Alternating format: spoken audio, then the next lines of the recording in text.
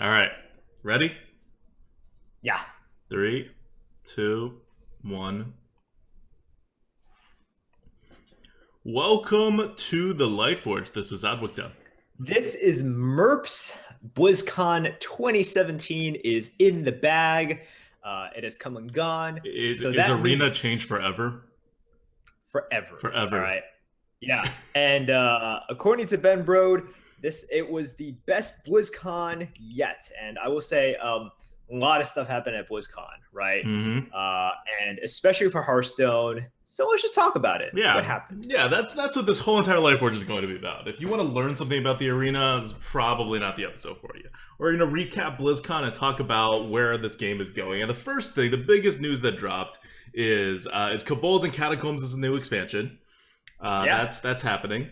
And we were just talking about this right before. I like literally had not seen the cinematic until now because it like launched when I was at work and then I was doing other stuff over the weekend. It seems like they are very sinister, Kobolds, actually. I have never played WoW. I don't know what Kobolds are, except they have candles on their heads, and that you shouldn't take them. Well, look, you're going into their cave, you're stealing the treasure. I think they have a right to be angry. But sort of Ben Brode said on stage, this is the theme of this expansion is, it's not necessarily about Kobolds. It's about adventure, right? It's about that sort of tabletop or paper RPG sort of, their ode to Dungeons and Dragons, which is kind So, of so like are the the title itself Kobolds is like in the Dungeons and catacombs and Dragons. we're stealing from the Kobolds? Because the Kobold was the one that was stealing a treasure from a dragon in the video. So maybe the Kobolds are on our side, or maybe we're on the dragon side protecting stuff from the Kobolds, but they're the ones in the caverns. I think you're taking too much into a title that Blizzard just wanted to parody off of Dungeons and Dragons. You know, Okay, but Dungeons then and it should Dragons, be Kobolds and Catacombs. no, that doesn't even work. Dungeons and Dragons, Kobolds and Catacombs. Like No that's one not a says good title. catacombs. I mean, some people Catacombs. say catacombs. Some people Okay, can say that's still whatever three they want. syllables over two, though. I don't think that's a very good title. I think it should be like Kobolds and Caverns. That No, actually makes sense. no. This is not a haiku. I'm not saying they have to match up the syllables Well, if you're trying to do or a it has parody. to rhyme. Would it It's rhyme? just Kobolds and Caverns, Dungeons. Oh my god, that would even rhyme. I wasn't even thinking about rhyming. I was just thinking about syllables. no. So first of all, like we're not. It's not a haiku It here. doesn't have to There's be a no haiku. You're just trying to there's make no it match a little. requirement for syllables. Just This is just consistency. That's them all I ask for in a saying parody. you want an ode to the. Okay, you know what? Forget it. I don't like this title. We're gonna call it Kobolds and Caverns from now on.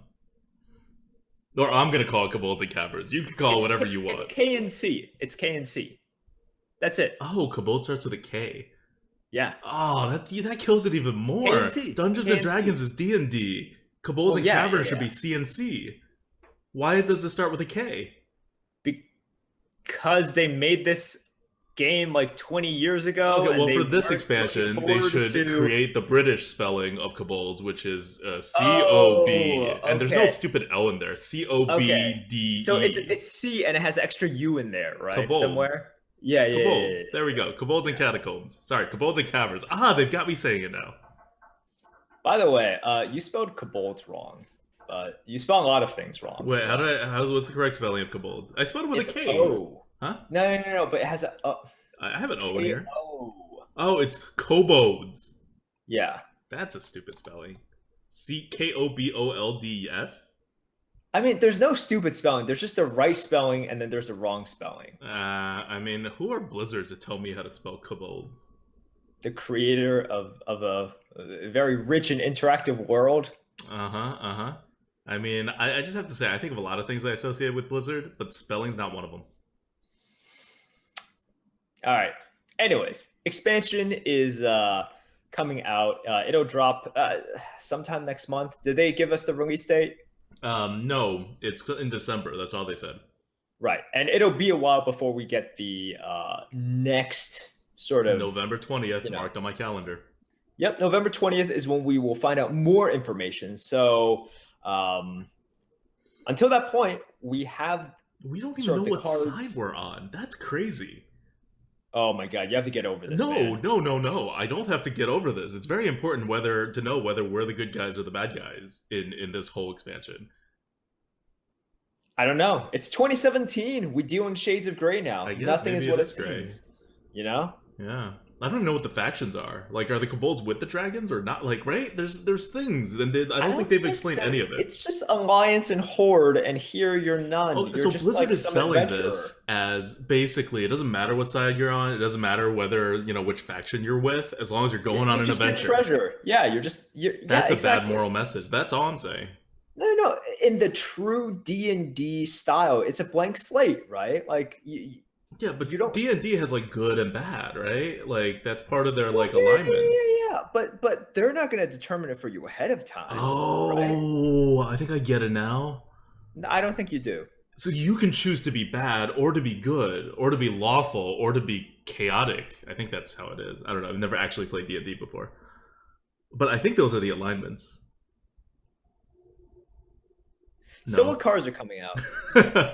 Okay, so actually, like compared to most expansions that get announced, we actually know we know very few cards. For this new expansion that's coming out, it's gonna be 135 cards, like all their like new, since since Karazhan, it's all been 130ish cards, and it's gonna be the same. But we know very few cards, like what they actually are. But we do already know, like basically, like two mechanics, and they're the new equivalent of like quests, right? So Yes. I'm going to start from the bottom and go up because the first one doesn't affect Arena. I mean, it'll affect Arena more than Quest. I don't think they're going to exclude these from Arena, but they're legendary weapons, which for every class. So every class gets one legendary weapon, and they're all going to be kind of different. But some of the cool ones are the ones for the non-weapon classes, right? Here, let me show, and we're going to. If you're watching this on YouTube, we're going to switch to a different format of showing the cards. And we'll read them out loud for the people who are listening to this. So, for example, Alunth, Alunth, Alunith, Aluneth is the card. I'm trying to figure out which class this card is for. Because it is a legendary weapon, and I remember it was from a class that there we go. It's a priest. Okay, so this is the priest legendary weapon. It's 6 mana. It's 0/3, which means you can't like deal any damage with it. But it's also not really taking up a spot because what are you gonna unless you play Medivh, you're not really gonna have another weapon here. And its text is at the end of your turn, draw 3 cards. So at the end of every turn, you will draw 3 cards. Drawing 3 cards. Mage card, right? Huh? I thought you were going to talk about the priest one, but Oh no, this is the mage card. Sorry, I'm trying to Yes. use this. I'm trying to use this site, and I think I got confused.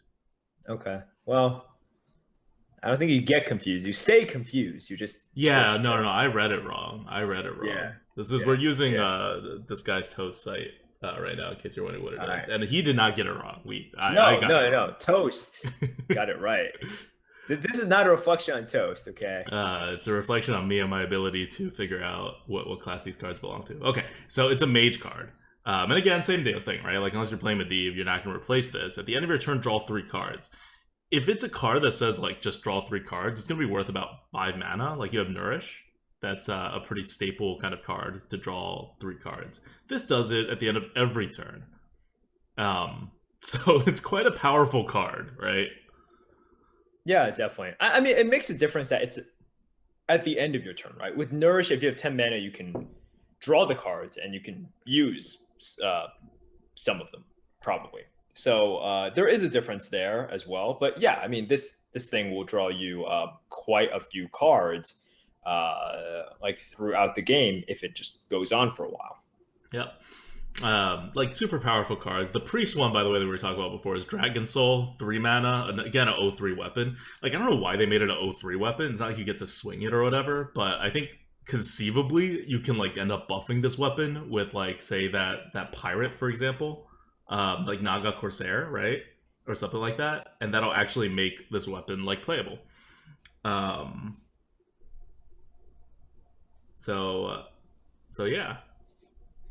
That's Dragon Soul. I mean, that's a Lunith, and Dragon Soul is 3 mana, 3 health, priest. After you cast 3 spells in a turn, summon a 5/5 dragon. So you have to cast 3 durability. spells. 3 durability. Right, 3 durability. Sorry. Yeah. Okay, you got this, man. I believe in you. I'm distracted by this. We're like dropping a little bit of frames on Twitch right now, so I'm distracted. Yeah. But can you take this? Yeah. All right. Anyways, Dragon Soul is the priest weapon. 3 mana for 0 attack, 3 durability weapon. After you cast 3 spells in a turn, summon a 5/5 dragon. Powerful effect, and certainly a very cheap weapon to get out. But you can see that it is made for constructed, right? Especially with Lyra. In constructed, you can just put a lot of cheap spells into your deck, and also keep on chaining Lyra over and over again, and then you keep on getting 5/5 dragons. And the fact that it's a dragon is very significant as well, right? You have the synergies there. It doesn't die to Dragon Power Potion. So well, I mean, you don't really get any synergies. Oh, I guess you do. There's Zubat. Because most dragon synergies has to be in your hand. Right. So for something like this, I don't know, like very few times in Arena will you be able to cast 3 spells, right? But you can see where this is going in terms of the design. It's definitely not undraftable in the Arena. It's not undraftable in the Arena. Don't sugarcoat it. It's undraftable in the Arena. You're never playing 3 spells on one turn in the Arena. You basically never are. Yeah, I mean, it is hard to imagine what other 2 legendary choices you're gonna have. That'll make this actually worth it. So yeah, it's close to undraftable. But like, we get the point about these weapons, and I've been pushing to have weapons like in the form of wands or orbs or whatever, like source of power for all the non-weapon classes for a while now. Like, I've probably been pushing for this for like 2 years now.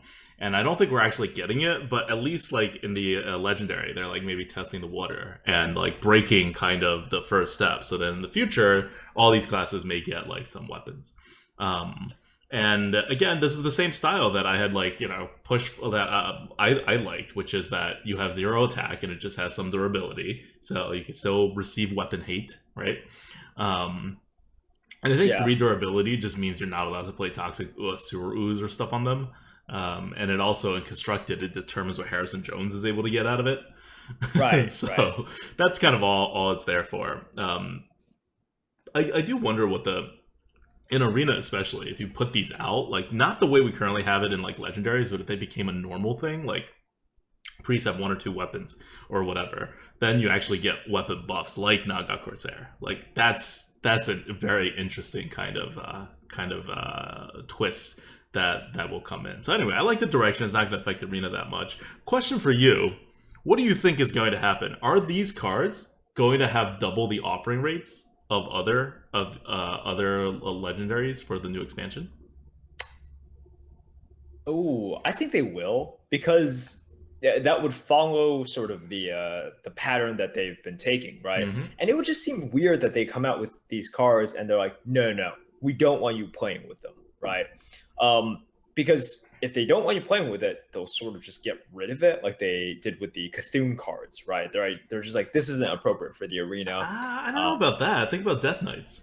Death Knights don't get a bonus in the Arena offer. It may feel like it when you're in the Arena and you see all these Death Knights. Don't tell that to our listeners. They won't believe it. But they don't actually get an offering bonus as far as anyone's been able to confirm, because they are not a weapon and they are not a spell. And Blizzard literally coded weapons and spells plus, offering percentage. Yeah. So I don't know. That's an interesting look. I think they will. Because I think they want to test this as well. And I don't think a lot of people will complain about it. No. Right? It's like, sure, Dragon Soul is really bad. And we also want to see like how good / bad the other weapons are, right? Because if for example, let's say the warrior one is really good, or just out of nowhere, like they gave the rogue like a really, really good one as well, right? The rogue is already really good. They also gave it a really good weapon, like legendary weapon. Then we might hear some complaints, because that's just totally unfair, right? But I think if it's pretty even across the board, or they have some powerful ones, but not completely OP. I don't think anyone would complain. They get the data they want. They get to see how this plays out, because these weapons are sort of. I think it's a great idea in terms of, I think they want to experiment with sort of like permanent enchantment kind of things, right? Like enchantment type of spells. And this is a way to implement enchantment kind of like just a sort of effect or a card by using what is already in the game, right? I think it's very smart design-wise, and certainly there are some rough edges, right? The fact that it's a weapon gives it certain pros and cons that you might not want, but I think it's very smart to like not introduce something completely new yet, and you sort of can test out the effect while using mechanics that are already in the game. So yep. Cool. And now we can move on to the actual cards that you'll actually see in the arena, because they won't be legendary. There's two mechanics that we have revealed, or I'm going to call them two mechanics. One's not really like a named mechanic, but they go to different things. So I'm going to save the good one for last. We're going to start with the bad one. And I say bad one in a purely objective way. It's bad. It may be fun. I don't even know if it's fun. I would not have a lot of fun with it. But it's bad. And it goes to a theme where this is the risky expansion, right? Like, this is the last expansion of the year. It is going to be around in standard for the least amount of time. MSG was the one that preceded this. Blizzard is going to take risks here, and I think we'll see more of it as we see more cards. But it's also the one, and I don't remember how many people remember this, but MSG with the tri-class cards, and especially the Discover cards in any class, that was kind of the expansion where the game kind of went off the rails in terms of anything can happen.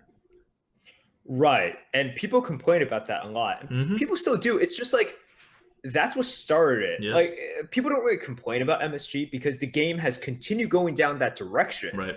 So people are just like, oh, MSG isn't the issue, like such and such is the issue. But yeah, when it first came out, man, I remember people really complaining about the like Cabal Couriers. Yes, right? Exactly. It's that kind of stuff. Yeah. It's the stuff where it's like, well, they play this card. I'm supposed to be able to counterplay it somehow. It's not like the card itself is the most powerful thing in the world or unfair in any way like that. It's just after you play the card, I've lost my ability to counterplay. You've taken agency away from me. Like, whether I'm a good player or not doesn't matter as much. And Blizzard's, and this is really horrible, like, for players to do to Blizzard, because up until that point, everything you had ever heard from the entire player base about Discover was pure positive. It's like, we want more Discovers. This is the good way to do RNG, right? You put it in your hand, you don't get it on the board, you still have to send the mana cost. It's wonderful. And Blizzard comes out with this tri-class thing where you can like discover cards from other classes, and it sounds cool on paper. Like, I certainly did not have an objection. And then it comes out, and I still don't have that big of an objection to it, mostly because I'm not the kind of player that plays around specific cards as much as other good players may. But it definitely makes it very difficult, if not impossible, for you to play around. And that's a real problem if you think a lot of Arena has to do with playing around certain specific cards, which not only do a lot of good players, I know you lean a little bit that way, Merps, but also Blizzard thinks that way. That's one of the reasons why Blizzard made it standard, right? Like, Blizzard is on board with the part of Arena skill is knowing what you're about to face with. And so, like, I think the critiques were legitimate. That was MSG, right? If you're wondering why we're going down this like memory lane, this is gonna happen again right now. This is what this expansion, Kobolds and Caverns, is going to do to the arena, and we're seeing. You're gonna call it Caverns? It's Catacombs. Kobolds and Caverns. Can you just call it KNC? CNC. We gotta call it like. Okay, we really do have to like make sure it's correct. Otherwise, what's the actual short form? Like, KFT is KFT. Is it C right. with the with the ampersand and C, or is it like KAC? Like, how do people shorten it? It's you know how it's DND. Oh my god, so it's the letter N. Like, that would be the shortened version. Like, just N. Like, that's how you shorten these things. So it's like KFC, but it's KNC? Yeah, it's not KFC, though, because that's chicken. What? How do we get here? I don't know. It helps me visualize. Let's Chicken move on. helps you No, visualize. not chicken. The three letters that Okay. represents K and C. Okay, Okay, fine. but I'll say K and C. I'll say K and C. It gets confusing okay. if I say C and C. I get Yeah, that. people actually don't like not know what you're talking about. Yep. All Okay, right. let's go with K and C. So K and C. The point is K and C is going to be very random somehow, right? It's going to push the variance barrier a bit. At least on an individual card basis. Like, you could argue that, like, nothing pushed the variance boundary as much as Ungoro, which I will totally agree with, and I don't think KNC is going to be as bad on that. But on any individual card basis, I think there's going to be a lot more variance happening with KNC. And so the key mechanic that's going to tie all of this randomness together is this recruit mechanic. You want to talk about the recruit mechanic and what it is? Just introduce our listeners to it if they haven't been Googling what Blizzard's been doing. Sure. Recruit is a new keyword that will be featured in this expansion. And what recruit does, you basically discover a minion from your deck and put it onto the field. So it's the definition of bad discover, right? Like, the thing people liked about discover for RNG is that you have to at least pay the mana cost afterwards, so it reduces variance by a lot. Like, the reason tri-class discover was bad was because it prevented the opponent from counterplaying. So when you're facing it, it felt bad, but when you're playing it, you're not really getting that huge of an advantage. On the other hand, if you're recruiting something, recruit basically and recruit comes from your deck, so it's not like a free from amber, right? But the variance involved in it is similar, right? If you have a card that just says recruit a card, such as this warrior card, it says gather your party, 6 mana, recruit a minion, you will get anything. It's RNG, and it gets onto the board. It's not discover. Like, I think you said discover effect. It doesn't let you choose 3. No, you can you get to choose from 3, don't you? Wait, do you get to choose from 3? No, it's a random card. Oh, it's a random? I think you think of it as better than what it actually is. Like, for RNG wise, you literally why did I think that? Yeah, you literally take a random card and you put it into It's and you just put like, it onto the board. Right. You just pull something. Yeah, I was thinking of something else. Okay, so like mind games, right? Like, Mind Games pulls from your opponent's deck, this pulls from your deck. Mind Games is 4 mana, this is 6 mana. Why? Because in Constructed, you can stack your deck in certain ways, right? So that you can cut down on the RNG factor. Yeah. So this is it's pretty unfortunate that we have something like this, because I understand the appeal of a card like this, right? It has that sort of flashy factor. It has that sort of like gambler's mentality I'm gonna go appeal to it. I think another appeal of it from a design perspective is that it uses design space that's previously been very underused, which is cards in your deck, right? Sure. Like, people are talking about it as kind of a tutor effect, because most of these cards are not going to be like recruit a minion. It's going to be like recruit a beast, or like here's a Guild Recruiter, is a 5 mana 2/4 neutral card, common card. This is like the basis of what recruit's about. And Battlecry, recruit a minion that costs 4 mana or less. So in your deck, that's probably going to average out to something like a 2/3 or a 3/3 or something like that, right? And so it makes it on average like kind of like Silverhand. No, not Silverhand. Is it Silverhand? What's that called? What am I thinking of? The 5 mana 4/4 2/2. Yeah, Silverhand Knight. Knight, yes, Silverhand Knight. So it's going to be similar to that card on average, but it creates this wide RNG variance, right? Like, you can get a Yeti out of it for 4 mana, or you can get your like 1 mana 1/1 out of it, right? Yeah. It's definitely one of the things in which there's not. Here's the thing about, like, whenever you have one of these effects, it's like how much skill is involved to play it, right? And the skill can be sort of like whether it's in the draft, whether it's in the game, like, you playing the situation a lot. And for this, certainly there is some skill to recruit. Like it's not totally skillless. It's You have to know you what can cards are in your deck, your odds, so right, like what the average is when you play it. but the sort of if you look at the Venn diagram or the pie chart or whatever, and you look at sort of the amount, like the percentage of skill versus just you saying YOLO and playing it, there's not too much skill involved in this card. You play it, you're like, okay, well, I can sort of math out what's left in my deck, and on average, I get this, and the standard deviation is pretty huge. It's Like, ridiculously huge if it's just recruit. yeah, Even for recruit a minion that costs 4 mana or less, that's huge, right? Um, just right now, someone in chat, Celtic Waters, is saying 6 mana Firefly for that warrior card. Exactly. That's exactly the point. Like this guild recruiter, which will be seen in every single deck because it's a decent 5-drop. This guild recruiter, 5 mana 2/4, will pull out a 1/2 Firefly, not an uncommon percent of times, and then you lose the game. yeah. And other times it'll pull out like a normal 4-drop and you're like ahead a little, but most Right. of the time it's going to pull out something that just makes it kind of like a slightly underpowered Silverhand Knight and it'll be fine. So it creates these problematic issues where no matter how good of a player you are, you're going to have these in your deck and you're going to say like, this is a okay card. It's not a great card, it's an okay card. But because everyone has these cards in their decks, this is going to determine the outcome of games. And it's basically pure RNG. Yeah. Pretty frustrating. Definitely not something that you want if you are an infinite player, because what ends up happening is if there are so many of these cards in the meta, you don't need so many. You don't need so many. You just need a few in the neutral categories, right? Right.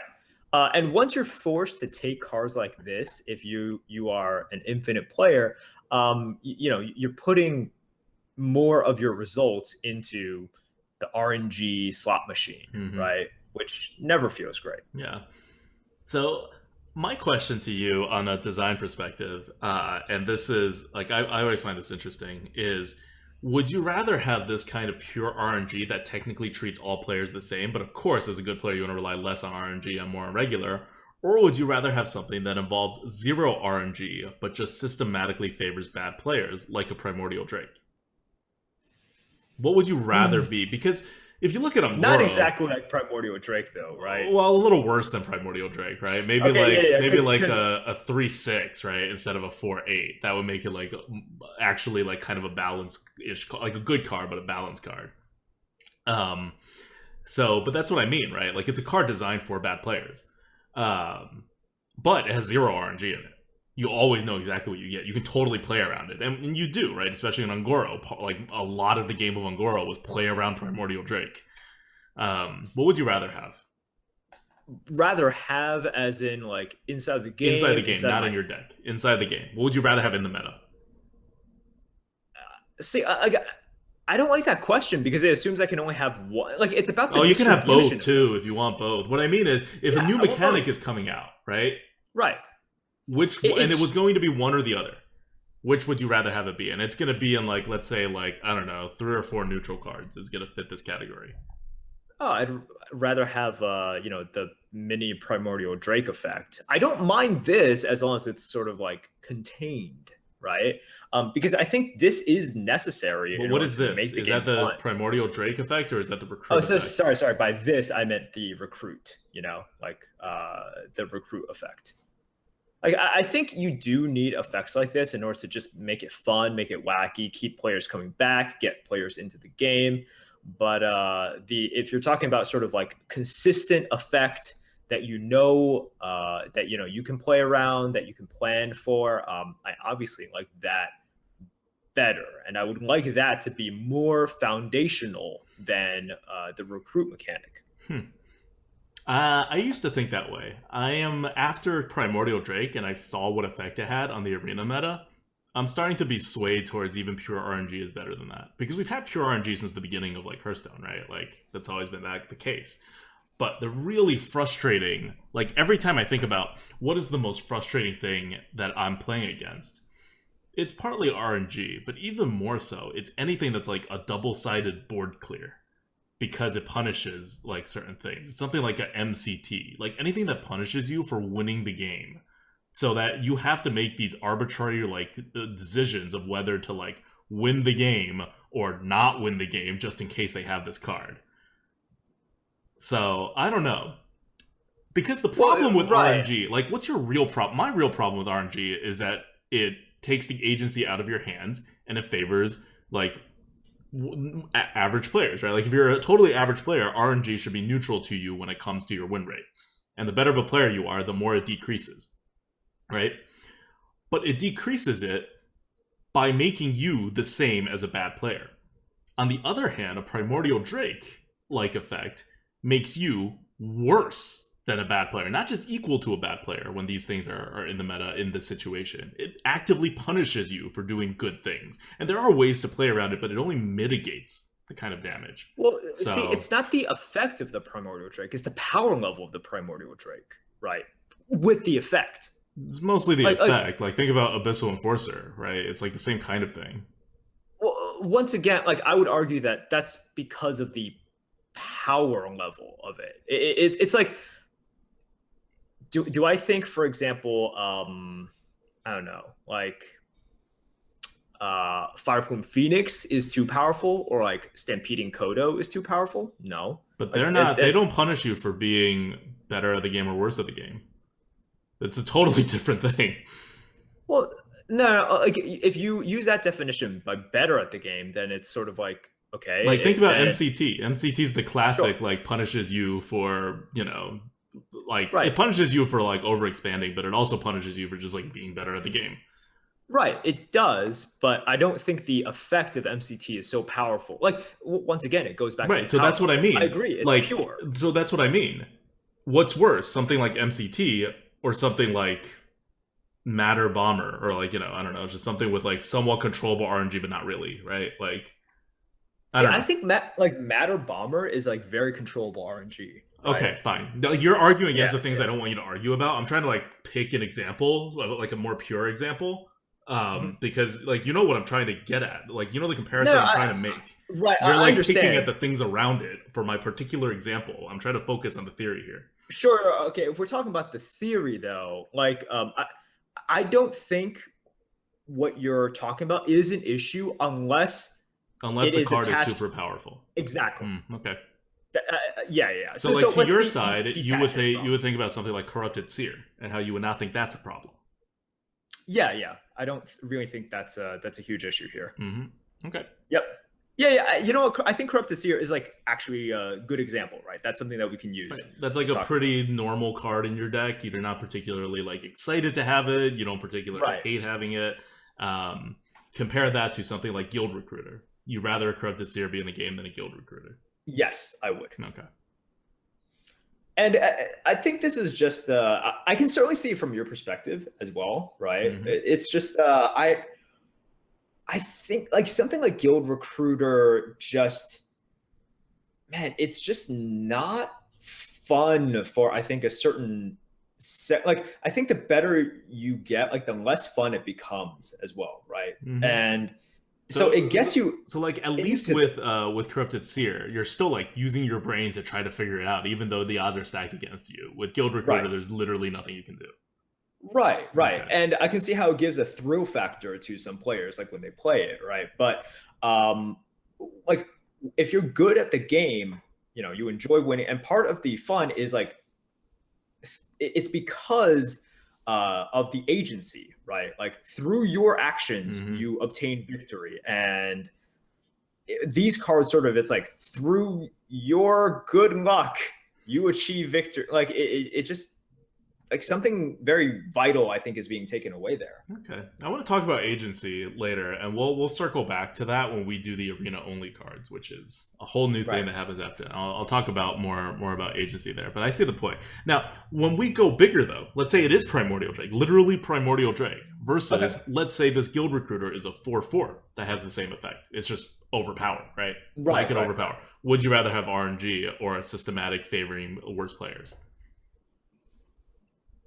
Because you know they're going to print some overpowered cards in this expansion. That's been a theme for this entire year. Like, overpowered neutral cards. So Guild Recruiter, obviously not overpowered. But when they do print the overpowered recruit card, I think it may not happen because Recruit's such a like shifty mechanic for Constructed that I don't think they're going to like allow themselves to do that. But if it were the case, right? Let's say there's no Constructed, it's just Arena, and Blizzard prints a card that's Guild Recruiter, it's a 4/5, and you recruit a minion that costs 4 or less. Just clearly always better than normal. Right. No, and I see what you mean here. I you know, intuitively I understand what you're trying to say. And so if it does become like a 4/4, I see how it sort of do you want to explain this? I think you'll explain it better than me. But I get exactly. I think I've already explained it, which is that like when you get punished, you want to be punished closer to an average player amount of punish rather than be punished to the degree to which you are good. Even if you can mitigate it a little bit, like, or, you know, not even just a little bit, you can mitigate it like significantly based on how good you are, you're still going to end up being punished more than the average player, no matter how much you mitigate it. In those situations, when the punishment is really large and really variance-inducing and game-winning and game-losing, you want that to be... like, you would rather lose control over that than to have your own agency work against you. Like, at the point in which being good at the game is bad for you more so than it is good for you because of these cards. That's not a good, like, that's not a good situation for a game to be in. The thing with something like Corrupted Seer is that being good, it's not punishing enough. You know, like, your goodness in the game can still outpace the punishment of being good in the game. Right. Whereas when you get to Primordial Drake, you're really treading on that line there. I think Primordial Drake steps over the line, but not by too much, right? So that's why I think if it's like a 3/6, it would be like kind of a MCT-ish level of annoying card rather than what it is today, in which I get MCT'd and I'm like, okay, fine. I get Primordial Drake, I'm like, oh, that card. Right. Or if Primordial Drake just like didn't have taunt. Right. Yeah. Something like that. Primordial Drake didn't have taunt, that'd be totally fine too. Yeah. I think that's interesting. Like, it's good. It's something I don't think about too often, right? I think it's kind of like when you're talking about bad design for the arena, right? Which is what we're kind of doing for KNC here. Like, this is such a major theme in KNC. They introduce it with the recruit mechanic. They're not shy about it. They don't even, like you said, you even thought that it was like a Discover effect at least, because it's just so weird for Blizzard to go back to really basic RNG, right? Right. And that's because from a constructive perspective, it's not RNG. You get to pick every single card in your deck. It's like very limited RNG. For Arena, on the other hand, it's pretty huge RNG. Right. I mean, this is why like people play Barnes, right? People play Yasharaj. People play Barnes into Yasharaj. Like, this is for Constructed. You know, it's a very controlled mechanic, and in Arena there is nothing controlled at all. You know, you're pulling out Fireflies, and then you pull out like an Ultra Sword. You never know. And the only way they can limit it is something like the Guild Recruiter, which limits like the cost, right? And we'll certainly see this, but it still introduces like huge swings. Yep. All right. So there's also other RNG effects in. That's not like the only effect. Like Marin the Fox, which apparently everyone's gonna get a copy of, is this legendary that creates a treasure chest for your. It's an 8 mana 6/6 legendary, and it summons an 08 treasure chest for your opponent. And if you break your opponent's 08 treasure chest, so your opponent basically taunts like 8 damage, maybe a little more than 8 damage with it, you get like all this ridiculous stuff. These are like some like amazing cards. You get one treasure, and the treasure is either like a 3 mana 6/6 taunt that also replaces your entire hand with legendary minions. You could fill your entire hand with the next card you draw, like for 3 mana. Like, these are like insane game-winning cards. Yeah. But you don't know which one you're going to get, right? Like, maybe you don't need more cards and you get the one that gives you cards, right? Maybe you don't want to change your entire hand into minions that are random and legendary.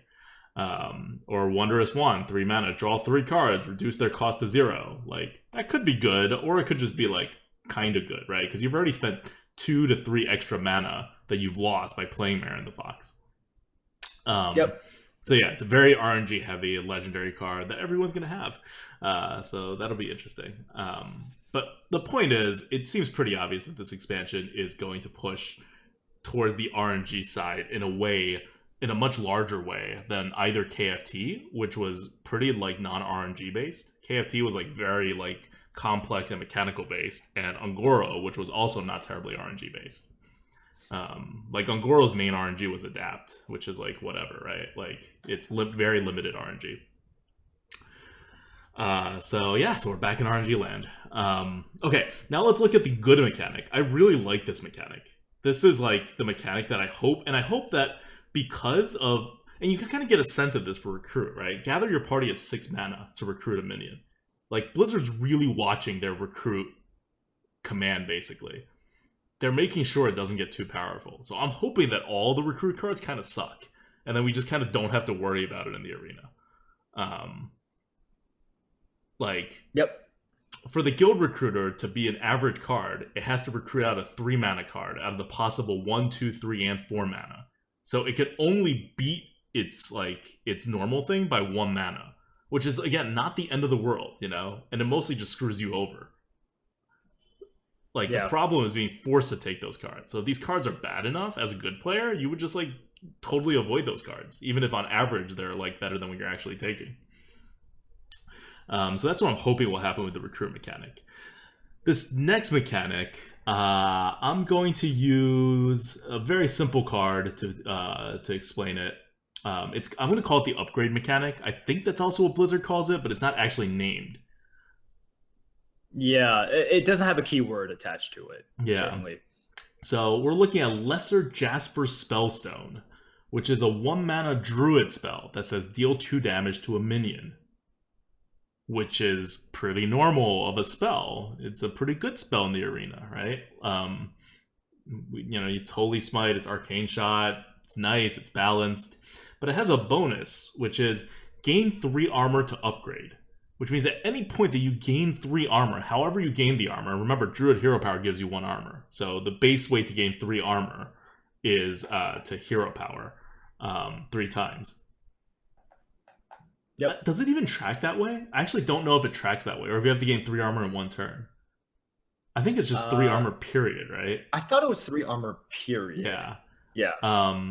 Either way, the idea is if you have something that gains 3 armor, it will upgrade, and it will become another card that says 1 mana, deal 4 damage to a minion. And you can upgrade that again by gaining 3 more armor to 1 mana, deal 6 damage, which is the top. It doesn't go over that. Yeah. And it will only do this when it's in your hand. It will not. You won't be able to upgrade it if it's just in your deck. Yep. So this is something in which I like what they are trying to do with this card, just because previously, before the hand buff mechanics, right? Mm-hmm. The hand a player's cards in hand was very off limits, right? Yep. Not only could your opponents not really do anything with your hand, which is something that Blizzard likes. They think it's too frustrating, which is fair. You couldn't really do much stuff with your hand, and you couldn't really use your hand as a resource, right? Or the fact that you not playing something was a resource. So they're using that more and more now. They kind of started with the Nerubian Prophet, right?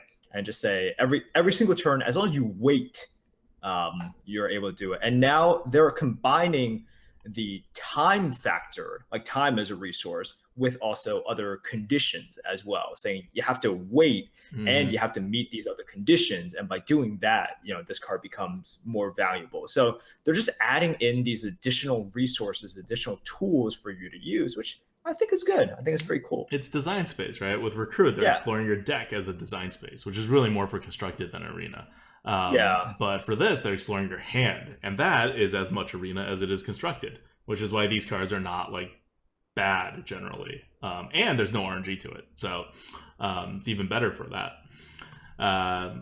So these are going to be, it seems pretty powerful cards in the arena. There's another one that we can see that they've revealed, which is Lesser Sapphire Spellstone, which is a 7 mana shaman spell that says summon 1 copy of a friendly minion, which is pretty crap.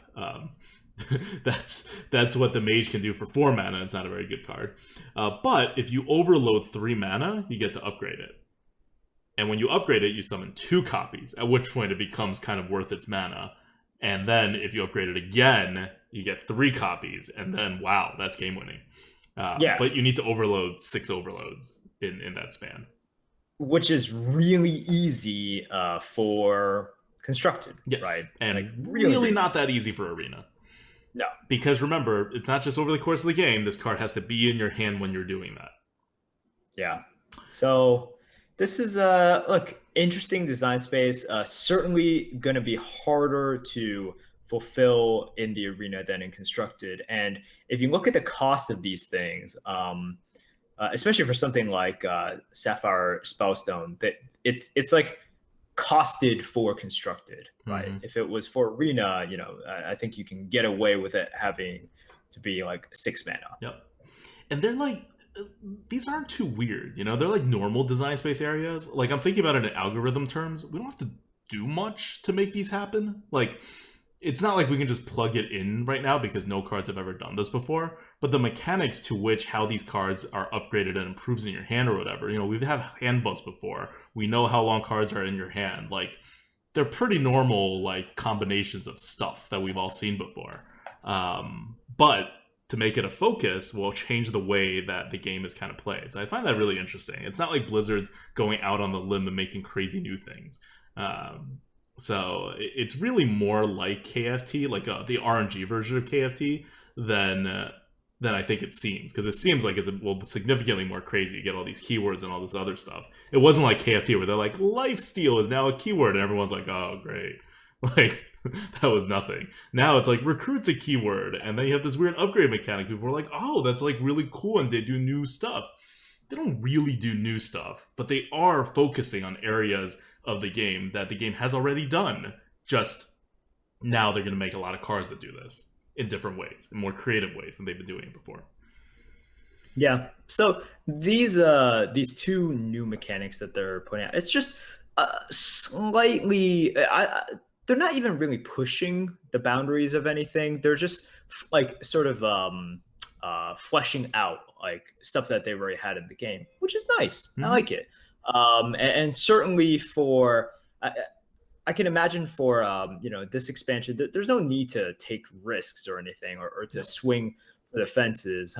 That's kind of what they did with MSG, right? They were just like, okay, we're basically just like recategorizing the classes and lumping these together, and also just opening up the floodgates, right? Like mages might as well be warlocks and priests now, right? With like the stuff that they get. So there's no reason to sort of have 2 of those expansions like close together, or you know, within like a year's worth of time. So I can see with this one just being like, okay, you know, we're going to expand on some stuff, and we can push boundaries in other ways. I'm sure they'll, like, you know, with the weapons, right? Yeah. So those are the 2 big themes going on, and then they're interacting with the hand in other ways. I think a big focus, like we mentioned, the focus of this expansion, right? You're going to interact with your deck, like your whole entire deck, not the cards in your hand, and you're going to interact with cards in your hand directly. It's a lot less about the board, and it's a lot more about these other places that have traditionally been underserved by Hearthstone mechanics compared to probably every other like card game. So one of the cards, just to highlight some more things they're doing with it, we'll look at Kobold Illusionist, which is a rogue card, and it is 4 mana, 3/3. Death Rattle, summon a 1/1 copy of a minion from your hand. So once again, how you like keep minions in your hand is going to have a effect on how good this card actually is. You pretty much get to control what cards remain in your hand, so it's kind of in your control, but it locks those cards in your hand, right? It's a weird like kind of interaction going on there. And a little bit RNG also, but more like a synergy than RNG, really. And then there's the actual RNG cards, like Unidentified Elixir, 3 mana priest card. Give a minion +2/+2. By the way, how scary is that?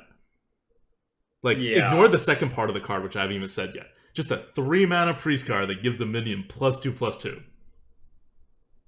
Yep. And if you're wondering, wait, hold on, every other class can do it for like 2 mana. Why is this scary? It's because it's priest. You give something +2/+2, you eat another card, you can start healing it up. You can do all sorts of crazy stuff. That's why like Power Word Tentacles is even like a playable card rather than the worst card ever. Power Tentacles is actually it's look, even with all the power creep, with everything that's going on, and with other class cards, I'm never disappointed to draft a Power Tentacles, and like you get it on a minion and a good amount of time that it just wins you the game. It's crazy that the power of priest. So, anyways, go on. Okay, so there's a second effect to Unidentified Elixir, which is gains a bonus effect in your hand.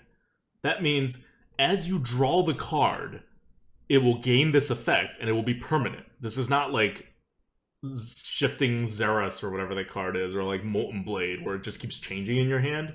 This actually just permanently becomes something in your hand and stays that way as soon as you draw it.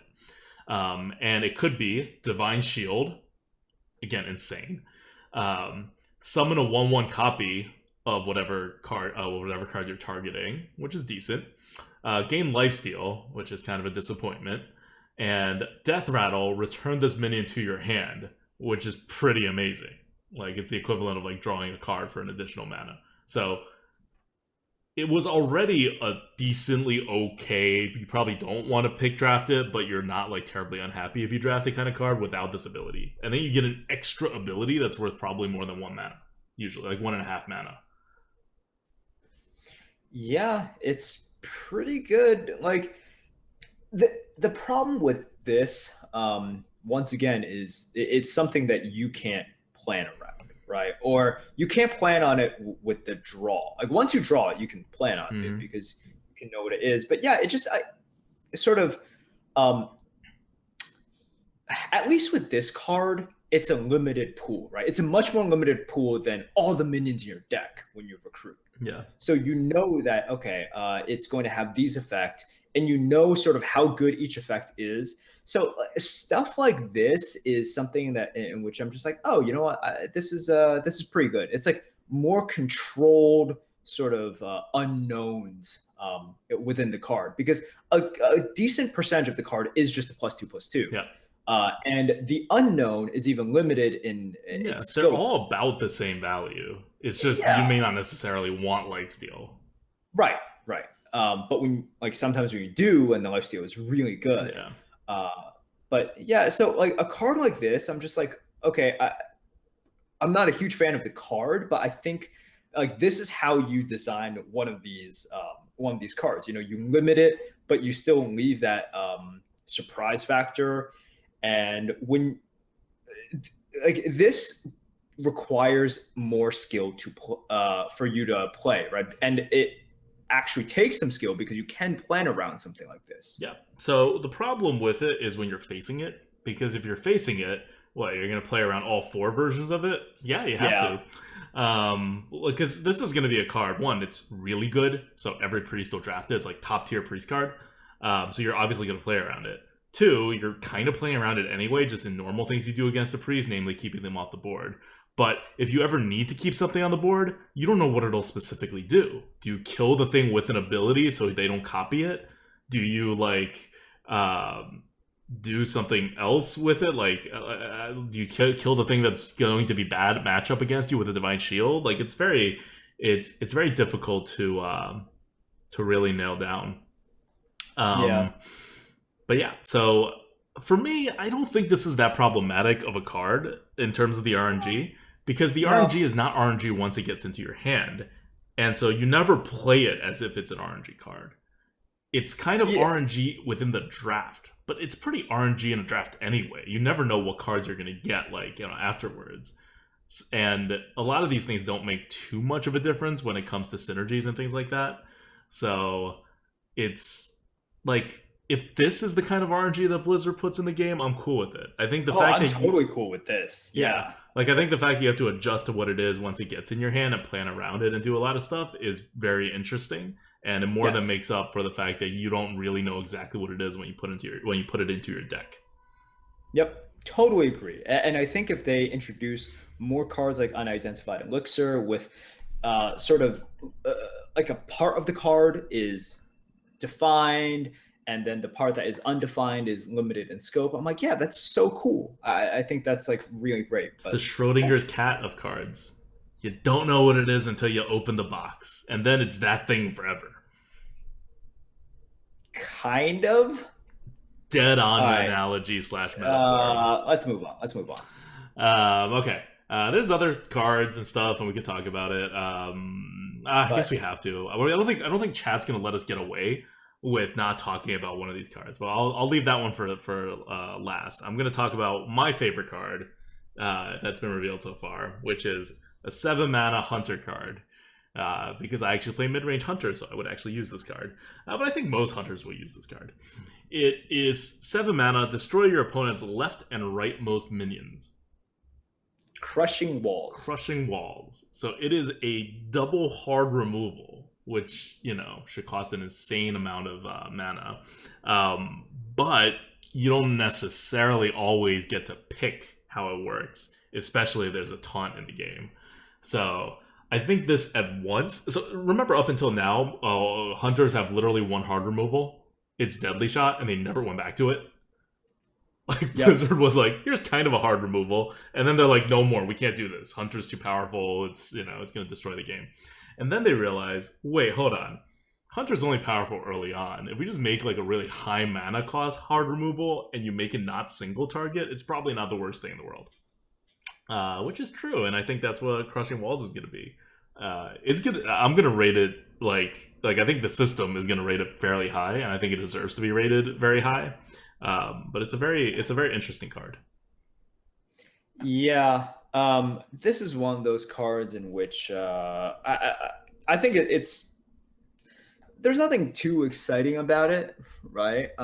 It's going to be a good card in the arena. Certainly, people will draft it. I just don't understand this from a design perspective. In terms of Control Hunter is not a thing. It was never a thing. Oh, you're talking about constructed wise? Well, no, like, why do they make these cards? It's an interesting card that's balanced. I guess it's certainly balanced. It is certainly very balanced. But it's as if they're trying to, because the way I see it, right? Like, they make these cards, unless they're just thinking about Arena, which that's awesome. Like, thank you for it's an epic card. They're not just thinking about Arena.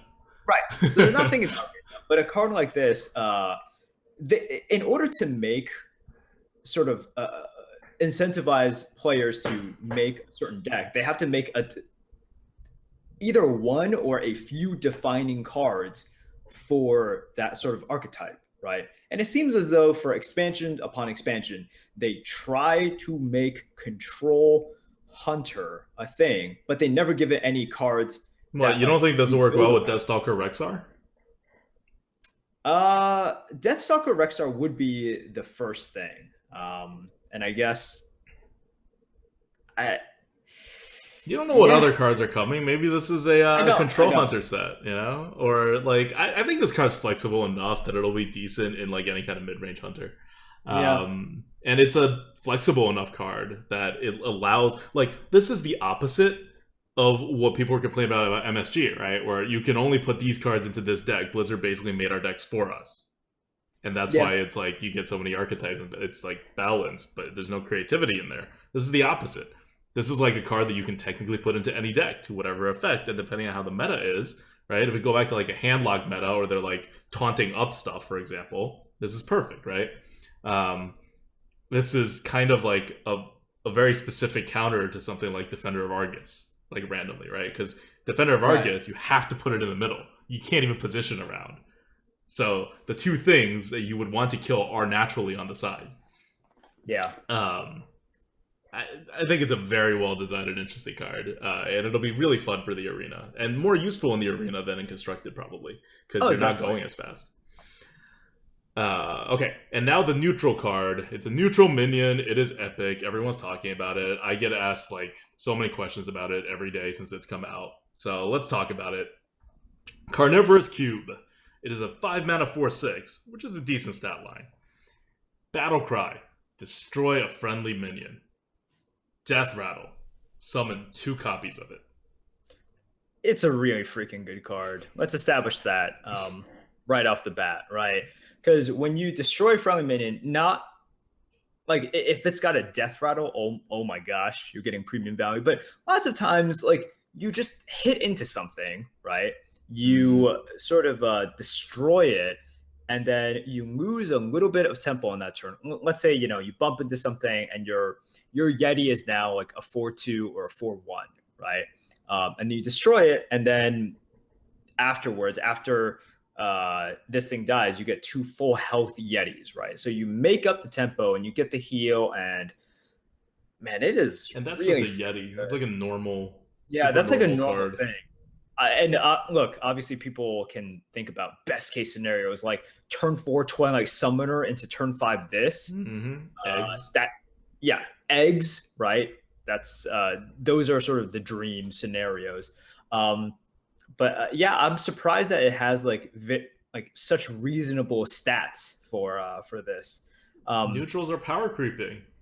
Yeah. So one other thing I like about this card is that I mean, okay, it's gonna be way too powerful. We're gonna hate it, and it's one of those way too powerful to be a neutral or even probably a class card kind of deals in the arena. And this is like no synergy too. I don't even know what it's gonna be like in constructed, right? Like where you can actually like build a synergy deck around it. But even in the arena, when it comes to a card like this, like it's not like Bone Mare. You get an advantage if you have something on the board because you can hurt it and then kill it. But it's like a small advantage. It's not like, oh, this gets initiative if you have something on the board. And 2, it's only 5 mana. So even if you're not on the board, you can still play it on something with like a death rattle or like just something and get a good decent amount of value out of it. Especially if you're like behind and you use this and then you use a double-sided board clear or like something, right? It like sets up for flips quite well on both sides. So it's actually like a archetype neutral kind of card, which is hard to make because most of the time you have to give something a trigger for an ability to make it good, and the trigger is better suited for some archetypes and less well suited for others. This is actually, like, in terms of what kind of deck it's better for, it's pretty even.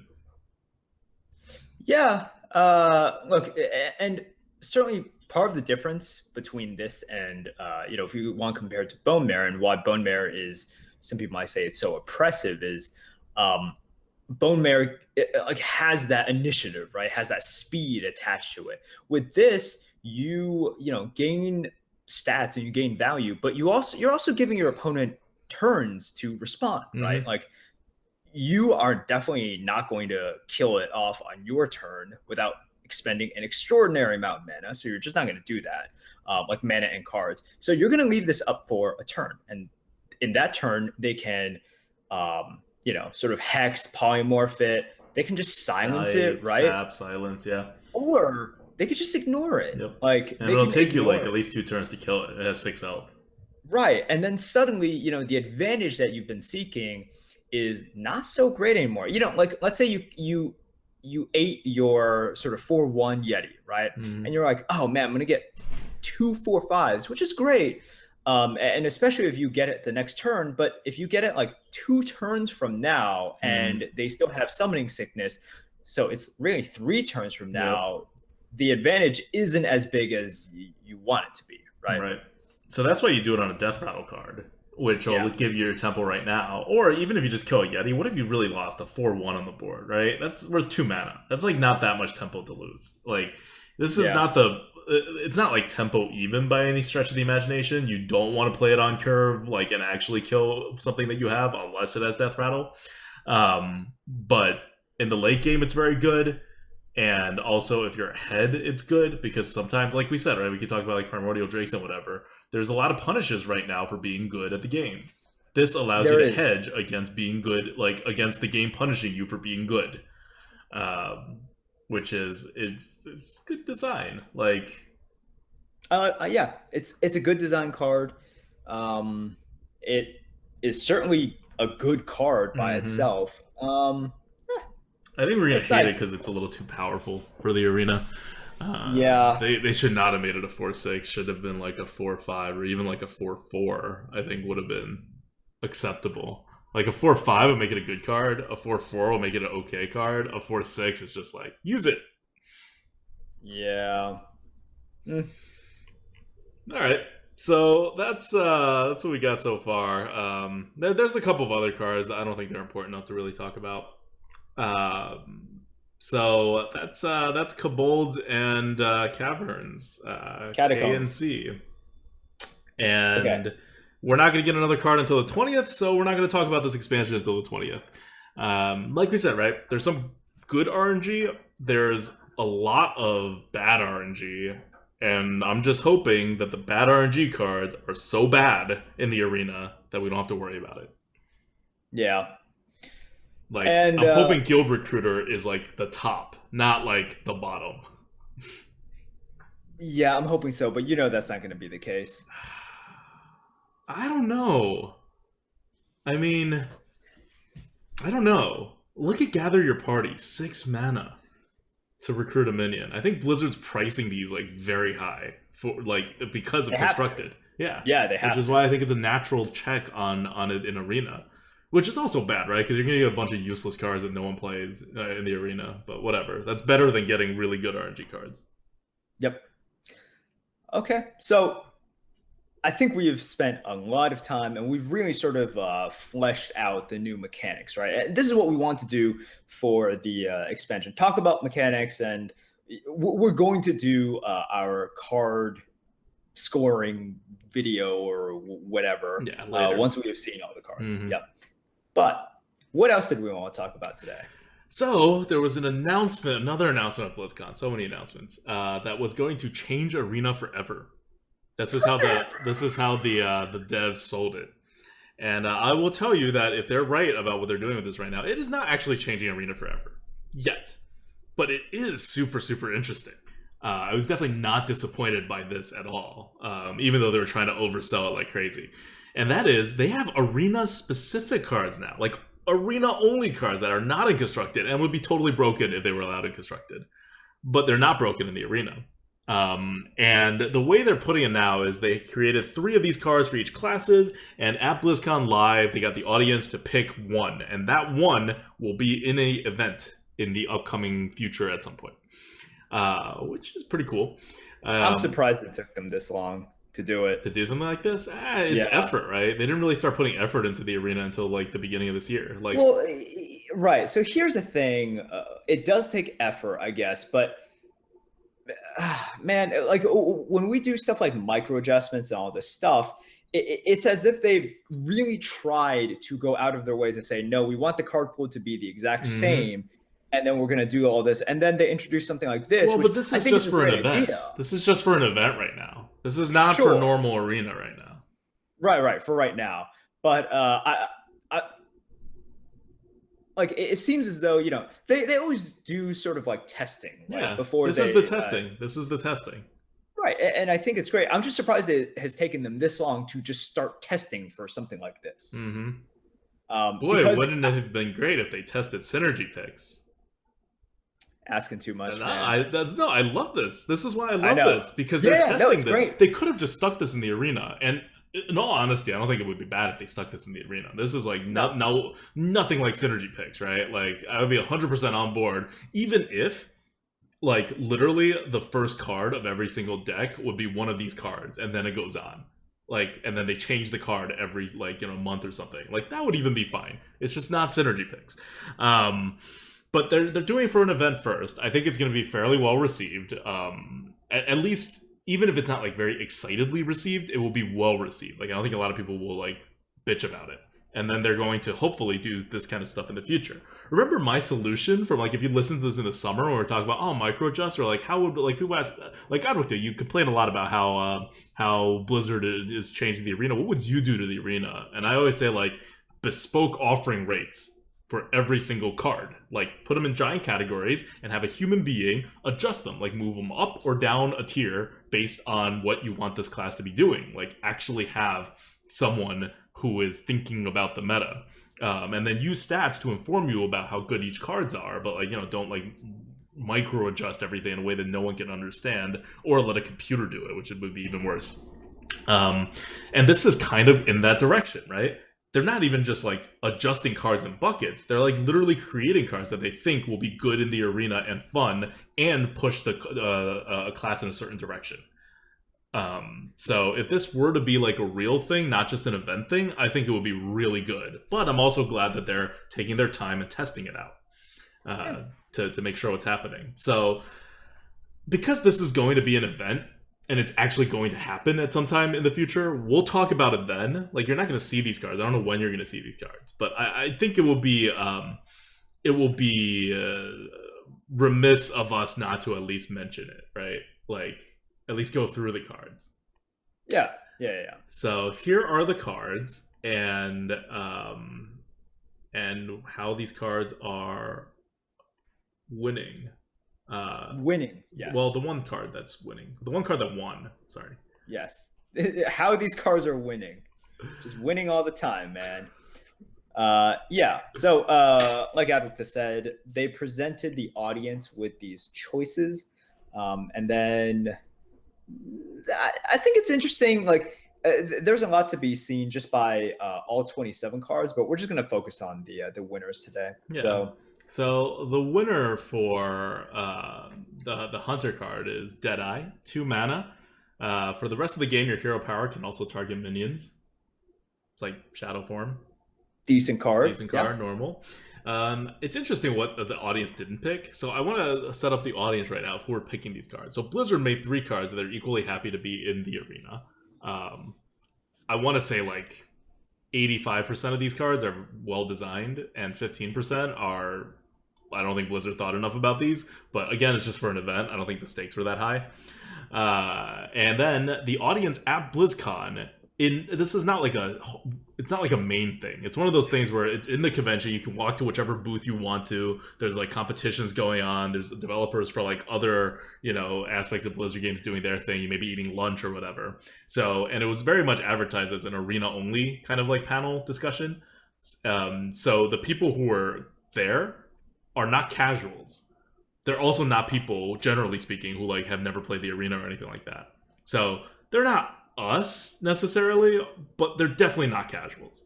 They're hardcore Blizzard fans who decided to went to BlizzCon first. Yeah, exactly. Went to BlizzCon and decided to attend a Hearthstone event focused on the arena when they could be doing a lot of other stuff. So, like, this is not like a casuals pick this. This is maybe like people who care about this game, right? Like, they pick these cards.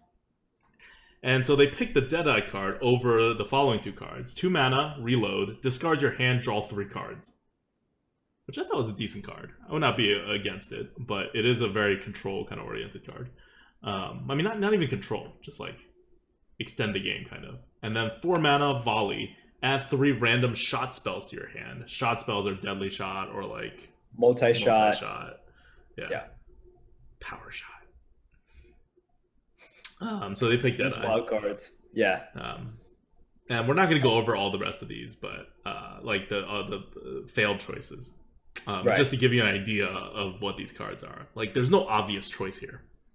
Yeah. I would have loved a card like Reload for the type of hunters that I draft, but oh well. Yeah.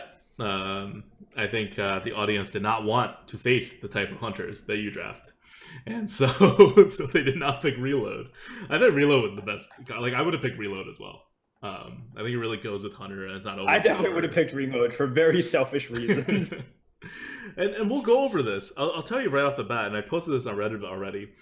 The audience picked the card I would have picked once out of all 9 classes. Statistically, if it was just random, it would be 3. So the audience is very much not thinking about the game the way I'm thinking about the game. And they also had very little time to pick these. It was like presented to them, and they were like going by like volume of applause, right? Like which one was getting picked. So it was like immediate reactions. So again, immediate reaction is not the best thing for balance, but a pretty good gauge for excitement, right? Which is what they want to do. Right. And like you said, the stakes are low for this, so yeah. Okay, so that's Deadeye. Druid is Nature's Champion. 3 mana, return a friendly minion to your hand. Give it +5/+5. Not no a strong terribly great card, but definitely playable. Yeah. They did not take the card that I thought I wouldn't have picked it, but I thought it was a really interesting design. Boon of Elune, 5 mana, add 4 Moonfires to your hand. So it's 5 mana, deal 4 damage, which is crap, but you get to deal them whenever the heck you want, and you get to trigger more spell synergies.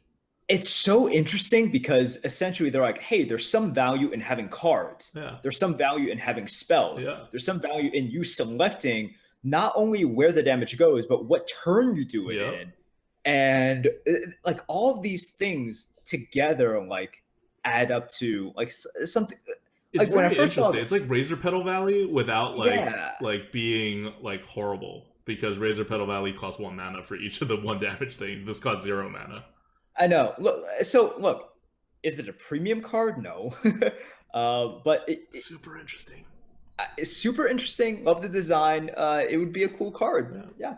Whereas Nature's Champion is like not terribly interesting, but you know, it's fine. It's not unbalanced or anything. Right. I don't know why people thought that would be fun though. That's like the least fun of the 3 cards, I would think. The other card, by the way, is 2 mana Thorn Strike. Choose 1, deal 2 damage to a minion, or 1 damage to all enemy minions. So boring. Yeah. So boring. Please no. Yeah, but like Nature's Champion is like even more boring, I think.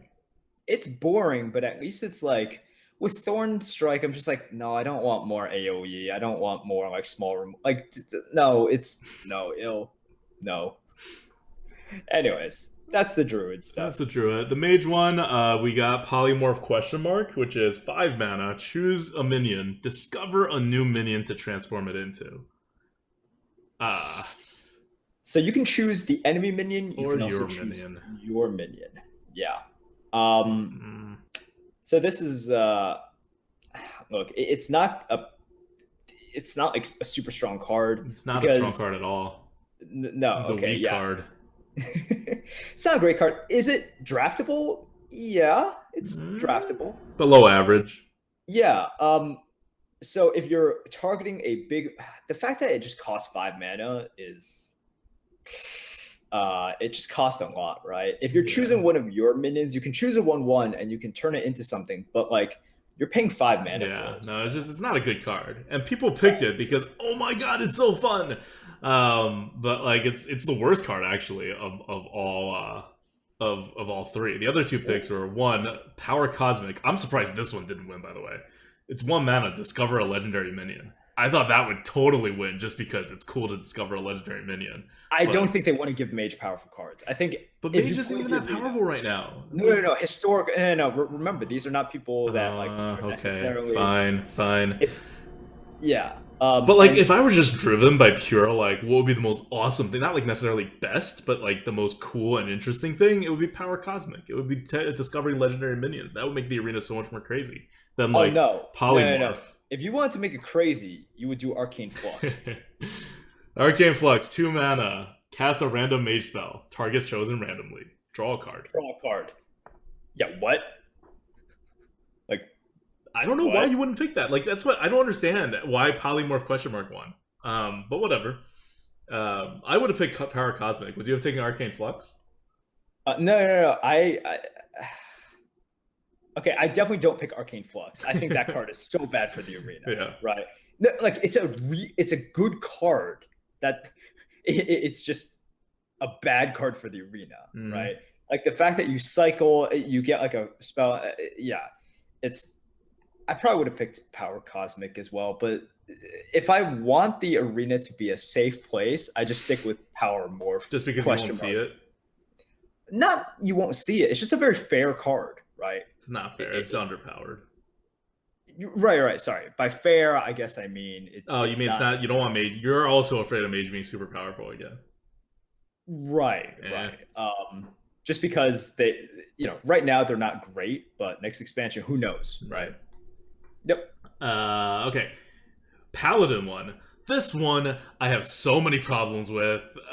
Shakes my foundation of what I know about human beings. The one that won is 1 mana, Hand of Salvation. It's a secret, and your second minion dies in a turn. Revive it. I think this is a classic case of no one got enough time to think about what this actually means, because this is like one of the most horribly designed secrets that Blizzard could have come up with. Not because it's like super powerful or like super weak. It's powerful. It's borderline super powerful. It's not super powerful. It's borderline super powerful. But just because there's literally no way to play around this. It's hard. Okay, so like it removes your hero power from being able to be used. That's your penalty, and there's no way to play around this. One of the problems I've always had with designing secrets is when you have 2 secrets or a set of 3 secrets that okay, because the thing about playing around secrets is risk assessment and sort of weighing the odds and sort of weighing the punishment, right? And a lot of that has to do with the differences in the secret and the game situation. The problem with Hand of Salvation is it's so equal to redemption. Yes, exactly. You can't have 2 secrets. You can't do that with the same power level because then you can't prioritize. Like it's oh man, it's the only so way tough. to play around it is to just remove 1 minion per turn, which is the equivalent of saying to the paladin, okay, you've played a card, it will now let you buff anything you want for the rest of the game. You just can't, like, you're just not allowed hero power. Like, that's an insane ability to give the paladin. And the thing is, it's not fun to play against. It's not even necessarily fun to play.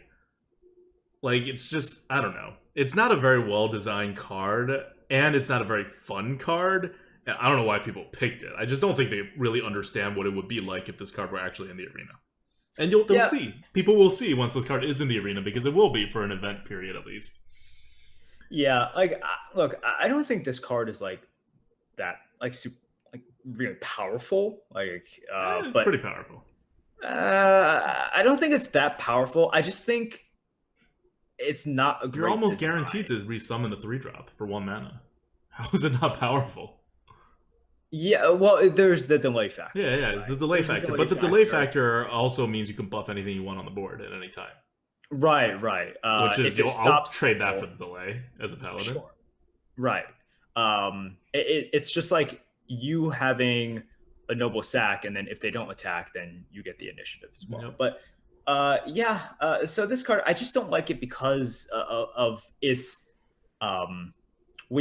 when you pair it with the possible redemption, I'm just like it just adds like sort of bad risk assessment to your turn.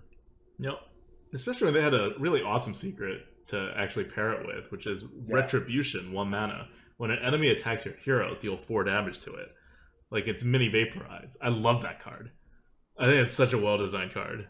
I would have picked Retribution, definitely. Because you have to worry about it, right? Because what's a paladin unable to do? Hard remove, right? They can't even do anything with your health.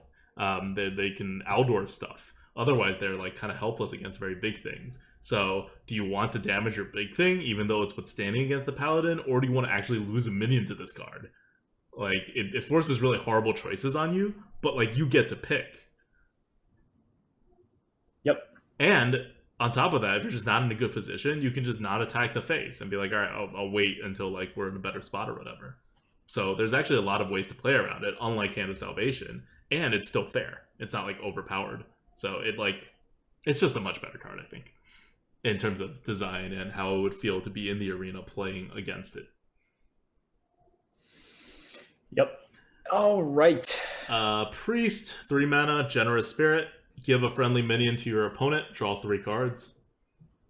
So normally draw 3 cards would be 5 mana. We've established that. You save 2 mana, and you have to give your opponent a friendly minion. So basically anything that you give them that's not a 2-1 or a 1-2 or whatever is already too much. So it's a really bad card. Yeah, and also if you don't have any minions, you just can't play this. Yep. So it's just like a really bad card. And they picked it. So, spoiler, not really spoiler. This is the only card I actually agree with people on.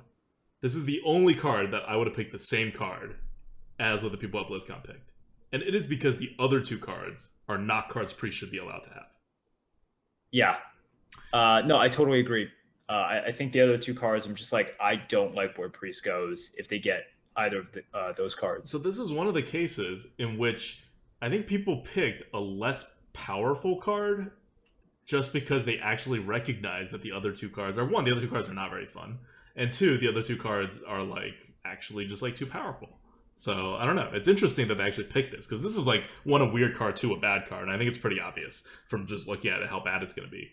But the other two cards, one is 5 mana Mass Resurrection. Give your minions Death Rattle, resummon this minion. Yeah. Just no. Resummon, not like put it back in your hand, just like put it back on the board. Put it back on the board. It's like win game for Priest. Right. Or 1 mana Absolution. Give a minion +1/+1 and lifesteal. No, you're giving them a super ping that allows their minion to stick onto the board. You cannot do that to a priest. Any other class, fine. You cannot do that to a priest. It will totally destroy every other class whenever it's around. Remember we were talking about it with the new priest spell that they're actually getting, the Unidentified Elixir. It's the same problem, only this would be even more flexible for only 1 mana. So it would actually be worse than that. And that's a super premium card.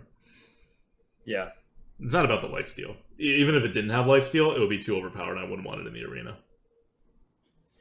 But I also think a lot of people don't know that Absolution is going to be overpowered for Priest. So they may have just thought it was a lame card. And it kind of is a lame card. It's not like interesting. But anyway, that was the one card that I agreed with. And then there's Rogue, Smoke Bomb, 1 mana, give a minion stealth until your next turn, draw a card. I like this card. Yeah, you know what? I take that back. I might have gone with this. Yeah. I might have gone with this. You know what? I would have gone with this. I'll take that back. We'll go with 2 cards. 2 cards, the same as what people picked. I think this is just a good card. And also, like, well-designed and sort of thematic, right? Rogues should have some stealth stuff. And an arena, it's not going to be overpowered. It's another cycle. It's another cheap combo activator as well. Good card. Mm-hmm. Crackling Doom. How about that? Shaman. 0 mana card. Oh, gosh. Deal 12 damage to all minions. Yeah. I have such a problem with this card. But look, Shaman is in a bad spot, right?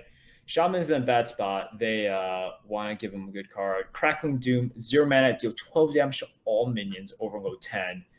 So there's no mana requirement to play this. Overload 10, if it's before turn 10. Yeah, it's not actually 10. No, it's not actually 10. So you're just, and you are able to play whatever you want behind it, right? It costs 0 mana on the turn in which you play it. So you just take your turn normally. And before the podcast, we compared this with Volcano, right? And we were sort of listing pros and cons of whatever. But I mean, the problem with Volcano is part of it is like you play it and then you can't really play anything on that same turn unless. And it's 5 mana. It's 5 mana, sure. But if you're playing on like turn 7, what are you doing? A lot of times you're just hero power or you're playing 2-drop, right? With Crackling Doom, you're actually playing something behind it. Like you're playing something very legitimate behind it. Now, you mentioned previously that, you know, the fact that you can't do anything on the next turn and it's is guaranteed that you can't do anything. Right. It's guaranteed that you can't do anything is quite punishing. And don't think of it from your perspective. Think of it from like your opponent just played this card and set up a board. Now you know your opponent can't do anything the next turn. So you can set it up however you want, and your taunt will be the taunt. Nothing will touch it, nothing will buff it, nothing will remove it. It will just freeze the whole board if it's a taunt to your opponent's disadvantage. Like, whatever you set up on your board the turn after that is going to govern for another turn. And then you will catch up the turn after that in a normal mana kind of way. Yeah. It's ridiculous. Also, people were talking about the giant that gets cheaper after you play Overload. Eternal Sentinel is also a card. There's synergies that make it ridiculous. Obviously not a constructed card. I don't think it's as unbalanced as people think it is. It's obviously premium, but... Yeah. It is just annoying now that Shaman, which had the identity before of like building on the board, right? And, you know, having direct stuff. Now, in the past few expansions with Volcano and Crackling Doom, they are the class that destroys just everything on the board, right? Like, they've taken something that used to be solely within the Warlock class, But then it spread to like mage and shaman and priest. Yeah. Like think of volcanic potion, think of dragonfire potion, and think of what is it? It's no longer in the game in standard anymore. It's the one that dealt 5 to 6 damage to everything. Yeah, elemental destruction. Yeah, elemental destruction, which has been replaced by volcano. Right. I mean, I would say something like volcanic potion is very different because it's just 2 damage to everything, right? Dragonfire is a little bit closer. This is just like 12 damage to all minions. So it doesn't kill Ultra Soar, and it doesn't kill like Death Rattles, but it just kills everything else. Like everything just gets swept up in here. Okay. Good card. Yeah, and the other cards that they struck down were like very normal cards. 4 mana Magma Shock, silence a minion, then deal 4 damage to it. 3 mana Refreshing Jolt, deal 4 damage to an enemy, or restore 8 health to a friendly character. I thought Refreshing Jolt like is actually a good card. Like a very good card and well designed. Oh yeah. Like I wouldn't mind seeing that card like period in either arena or just constructed like just as a card. You could tell they really tried to give Shaman good cards. It's like it doesn't matter what you pick. It's going to be a really good card no matter what. Yeah. Unlike the mage, where they're like, "How much do you hate the mage? We can make the mage suck," and the people are like, "Yes, make the mage suck." Okay, Warlock, 0 mana, Bottled Madness. Transform each card in your hand into a random demon. It's fine. This is kind of okay. So for those of you who don't know, this was actually picked by one person. Who was which other card was the tie?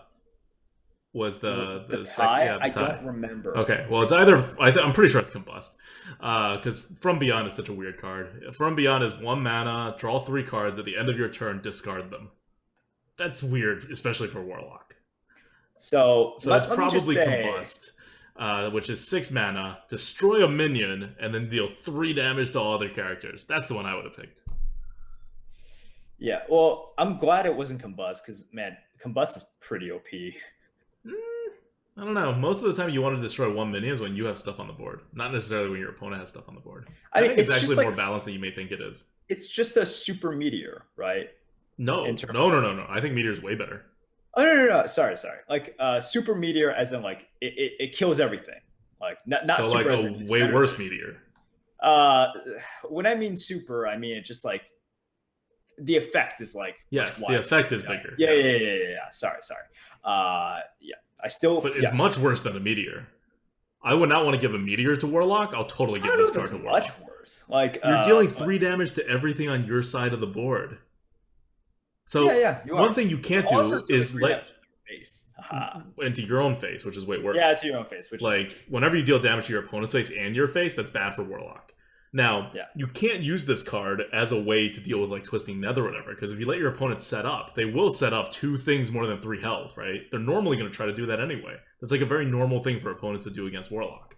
And so once you do that, Combust doesn't clear your opponent's board without stuff on your side of the board still remaining. And when you have stuff on your side of the board, now it's destroying stuff on your side of the board. Yeah. So, look, I'm not saying it's not a good card. It's going to be a great card. It's going to be a premium Warlock card. But I don't think it's out of the range of the current other premium Warlock cards. Yeah, and I can see why people wouldn't pick this card as well. It's just like, all right, we already have Fellfire. We have Twisting Nether. We have Doom. It's like, we have Shadow Flame. Like, do we really... Yeah, it is kind of repetitive. Yeah. Very, very repetitive. So. Bottled Madness, on the other hand, it's just not a terribly good card, but whatever. It could be fun. And sometimes you just need to shake it up, like, right? Like if you're in a corner, like you're like, all right, this is my only way out. Let's hope for the Jiraxes or like, whatever. Yeah. All right, you know what? I'm going to interject here with a question from the GOAT. And it's mostly because I need to ask it for myself so I can answer it right here myself. Go for it. Feel free to answer if you want. Anyways, question from the GOAT this week. I want to ask at the end, but it's just more appropriate now. Basically, out of all the cards that were selected on the panel, if you could just choose one. Wait. We haven't even done Warrior. I know it's not a class in the arena, but like I think we should still talk about it. Fine, we can talk about Okay, so hold your horses. Let's give Warrior a shot here. Okay, fine. Like Homer just jumps over it. He's like, "Oh, Well, we're the done. reason I We've wanted covered to all the talk about classes in the this arena." was because Warlock was the one I would have switched over. But Okay. anyways, Okay, fine. You know what? Well, the reason I wanted to go to Warrior is because Warrior is the one I would have switched over. yeah, I had a feeling, but Okay, fine. You know what? You answer your question. So, the okay. question is, which card would you switch if you could just pick one of them? Right? Yeah. So look, I think out of all the choices, right? First of all, bottle like when you think about something like this, I want to think about what was the card that was picked, right? And how bad is it in terms of not only power level, but in terms of design, in terms of how it plays out for the arena. Bottle Madness is pretty terrible. I don't like that sort of RNG. I don't like the fact that it uses a card. It's just like not a great card, right? So in order to like, if I were to switch one of the choices, I would switch from Bottle Madness to From Beyond. I love the design of From Beyond. What? I love the design of it. What? I think it is I'm not saying it is okay. Okay, So just to refresh your memory on From Beyond, 1 mana, draw Yes. 3 Draw three cards. cards At the end of your turn, discard them. Discard Obviously, you can't discard them if you already played them. Exactly. I love the design on this. Okay. So From Beyond, this is a card in which if it wasn't constructed, it would be completely broken, right? Like just, I think in constructed it would be broken. Now, I don't know anything about constructed, but it seems like this sort of effect, which we like would just be really good. And in the arena, I'm just like, man, I want to see how this works, right? I want them to explore sort of this mechanic. I want to just play something like this because it's what's so enticing about it to you? The fact that so it's sort of like the quote skill involved in sort of discovering cards or like tracking, right? Like you take that, which is like admittedly not too skillful, but you basically take that and then you're able to sort of just like combine the sort of chances that you draw certain cards and then the ability to play it with your permanent cards as well, right? So then after you play this, you get those cards, and then there is you sort of shift the immediacy of sort of like, well, I can play this permanent card and maybe it fits better with like one of these temporary cards, or I can just play 2 temporary cards because they're just temporary, right? I love the decision making there. I love the sort of controlled RNG factor there. And plus, this is just a card that we haven't seen before. I'm just like, let's do it. You know, if we're gonna be experimental, let's be experimental in a really good way here. In Twitch chat, Broadster HS says Merps wants the top deck lethal. Are you sure that's not the driving purpose of this card? Oh, dude! If this was a hunter card, by the way, it gives you 4 draws into lethal in 1 turn, and you get multiple cards. Yeah, I mean, first of all, this was a hunter card. OMG, right? But I really do like the fact that it's in Warlock as well. Like, oh, it has to only be in Warlock because any other class would be overpowered. So overpowered. Yeah. I totally agree. It has to be in Warlock. I just think it's such a cool mechanic. Like when I saw this card, I was really disappointed that this didn't make it into the game. And I also like the fact that it's a late game card, right? Yep. It's a very, very late game card. And you play it, you're able to draw cards, which is not necessarily a thing you always want as Warlock as well, because sometimes you just tap yourself into like death, right? Yeah, really cool. Disappointed I didn't make it. Oh well. All right. So I would switch the Warrior one. I'll tell you the Warrior card that won. I have no problems with the Warrior card that won, but it is 3 mana, 2/3 weapon, Blazing Longsword, which is like the normal mana cost for a 2/3 weapon. But it has an ability that says also damages minion next to whomever you attack. So that makes it like twice as good as a normal weapon. It's an insanely powerful weapon. Just to put that out. Yes. It means you hit something and you deal 2 damage to the one on the left, 2 damage on the one on the right. And if they have only 2 minions, for example, you can just hit the one with the lower like attack and still deal 2 damage to both of them. It's someone on Twitter said, "Wait, is this just like 3 power shots? How could you even like print this card. It's not really quite 3 power shots. Not only do you take damage to the face, but you have to use it up, right? Like, you're a warrior. You have no removals besides what's in your weapon. So you can't just like hold them until you use them all at the right time. You can do it the first time, but after that, you're kind of just forced to like deal whatever damage you can. But man, this thing is powerful. Yeah, still, this thing's a super powerful card. I'm not hating on it from the perspective of all warriors need a better card. If anything, this card is too powerful. Like, what you don't want to happen is Fool's Bane. And this card's kind of like Fool's Bane. So what you don't want to happen is to have a card where if the warrior has it, he wins. If the warrior doesn't have it, he does not win. Like, that's not where you want a class to be. That's like the bad way of getting a win rate up to 50%. And that's kind of what this card is doing.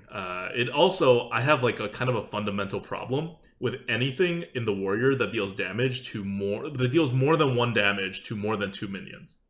Because I think it's against what the class is like meant to do without conditionals. Like, they originally had Cleave, and they had Whirlwind, and everything else hits one thing.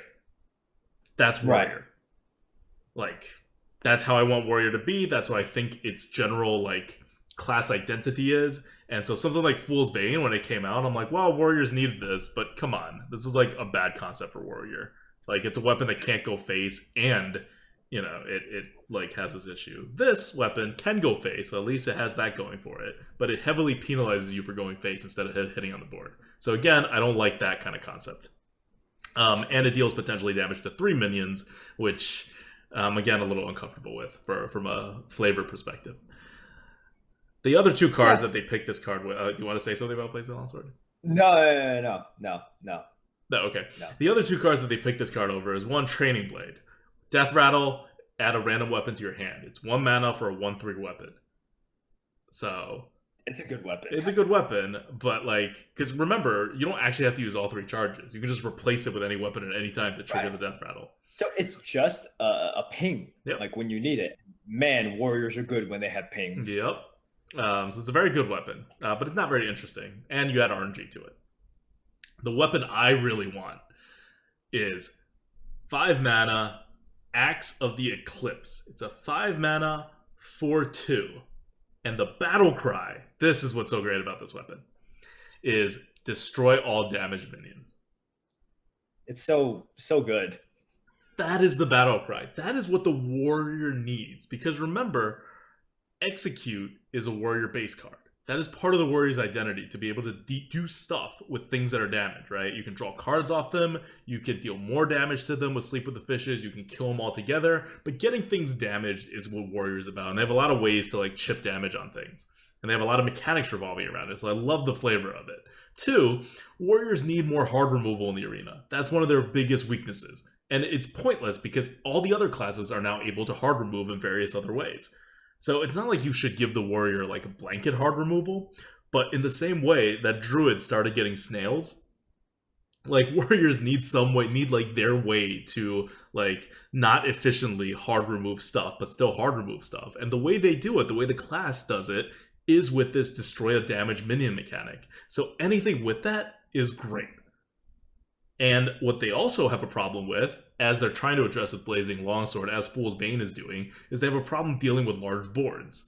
They don't have the kind of mass removals, and you don't really want to give them the mass removals. So instead, you make this like trigger effect that says, well, there's a conditional. It's the conditional that you want to do as the warrior anyway. And if that happens, we let this like destroy stuff. So I really love the flavor. I think it would be an excellent addition to the arena for the warrior, and I'm very sad that it wasn't picked. And in the same vein, like, would you mind any of these cards being in the arena permanently? Any of these cards, like, or are we just talking about the warrior weapons? Okay, any of these cards. Would I mind any of these cards being in the arena permanently? Okay, so we said Absolution was bad. Yeah, I would find a lot of these cards very annoying. Like, so there are some cards in which I think would make the arena a very unpleasant place, right? Like what? For example, Arcane Flux. Okay, fine. I think having that is just so frustrating, right? Like you can't really. Yep. Yeah, because is it powerful? Yeah, it's powerful. Like those are the worst kind of cards. Hmm. The cards that are powerful and you kind of have to pick it, but total RNG, right? You Right. just throw your hands up in the air. It's like cast a random mage spell with random targets chosen. That's ridiculous. Hmm. Um, so yeah, I think I would really mind something like that. But other than that, I'm like, yeah, I think these are well designed cards that they clearly put thought into most of them. like and good job. Like it's not easy designing 27 cards, Hmm. right? And I thought they, like, well done, Blizzard. Yeah. Like it's cool that they gave the community choices. I think the ones that were picked are, I would have picked different for quite a few of them, but I don't think the choices were bad, and I'm very excited. This is a very good thing. Yeah. So I just want to make the point that like if Blizzard's thinking of doing this in like the real arena, I think most people would be cool with it. Like I like the Yeah, fact that they're doing a testing period, but like these cards are cards that you could just stick into the arena, and on average it'll make the arena better. Like will some of these cards make the arena more annoying and worse? Like yes, you don't want Absolution in the arena, you don't want like Arcane Flux in the arena. I don't know, maybe Blizzard does want Arcane Flux in the arena. We don't want Arcane Flux I in the do not arena. want Flux in the arena. And a lot of cards will just be like so bad that like no one will ever pick them. Like Generous Spirit, like just no one will pick that card once they realize what it does. Um, like people are complaining about Crackling Doom. I don't think it's a problem. I don't think that's like terribly more powerful or annoying than Volcano is. Um, it's just like these are cards that are possible to have in the arena, and Blizzard knows it, and so they're kind of testing this kind of stuff. And in the future, if they create some arena-only cards that get released with each expansion, in addition to their normal cards, that would be excellent. Like, I Yeah, would love for that to happen. That was like a dream that I didn't even think they would even go towards that because it's so much more work than just like balancing existing cards. But it would give them like kind of like a hammer kind of like tool in addition to removing cards from the arena to make the arena more balanced and more towards their vision of what it should be. I love it. This is something that I think they should have done, but I did recognize that I'm like, well, it is more work, It's a right? lot more work.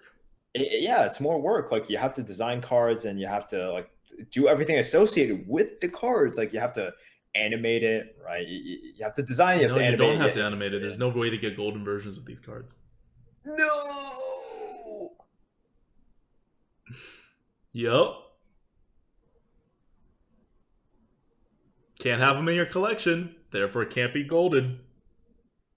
I mean, I guess you could if you like thoughts like wasn't it like there's just some ways to generate cards, right? Where you can generate cards and they'll be golden, but I don't know if they're gonna make golden versions of these cards just to fit those, conditions. Dude, I Or hate these cards. they'll make a way where like if you have certain things in the arena, they'll automatically be golden, or they're just all golden. Period. That could Oh, be true. okay. I don't hate these cards anymore. Maybe. I don't know. It all depends. Everything rides on this, man. Oh, come on. I never thought about that. Hmm. All right. Well, Anyways, so that's the new arena card. It's very exciting that that's coming at some point, and I'm hoping it comes before the actual expansion because like how they did Frost Festival. Like I'm hoping this will be the 2 weeks before the expansion is released. hopefully, we'll see. Mm-hmm. Okay, so we've spent a lot of time. I mean, it's the post BlizzCon Lightforge, right? It was gonna be long. So we were gonna do Card Good, Bad, and Corpse Taker, and then talk about like Priest, which is what we're gonna play now. But we're not. It's just gone too long. We'll deal with this in next week's Lightforge when we go back to the basics about how to do well in the arena. Because there's no more news. They've announced all the news at BlizzCon. There's probably going to be no more news for the arena or for Hearthstone in general from now until November 20th when they start releasing new cards for Kobolds and Caverns. Anything else you want to add? No, this is pretty good. I think BlizzCon, in terms of Hearthstone, was very successful. Right? They, for those of you, we didn't even talk about this, but they're coming out with a rogue-like single player sort of mode that you can just play over and over again, facing all of these bosses. Very successful Hearthstone sort of announcement. A lot of new stuff being added, not just the expansion, right? They could have just announced the expansion and be done with it, but they did this thing with the arena. They're adding a new free single player mode. Well done. Yeah, they Good job, also Blizzard. introduced like a future brawl, but I didn't really catch the details. But Yeah. they're firing on all cylinders with this new content stuff. So a lot of things coming down the pipeline. The one announcement I was really hoping for that didn't happen is that they would change the arena structure to make it free. Obviously, for us, we don't really care. But they've done so many like promotional things to get free arena tickets. I think they realize that it's like a bigger seller to people if they can just like make arena free and then get money from arena players some other way, right? Like make arena like some other kind of gold sync or whatever, or maybe find better ways to incentivize people to get golden cards. But that didn't happen, and that's fine. But it's something I was hoping for, especially after they announced the dungeon run feature, right, which is a single player totally free mode. Yep. All right. Well, that's it from us. This is the Lightforge, and until next week, this is ADWCTA. This is Merps. See you guys.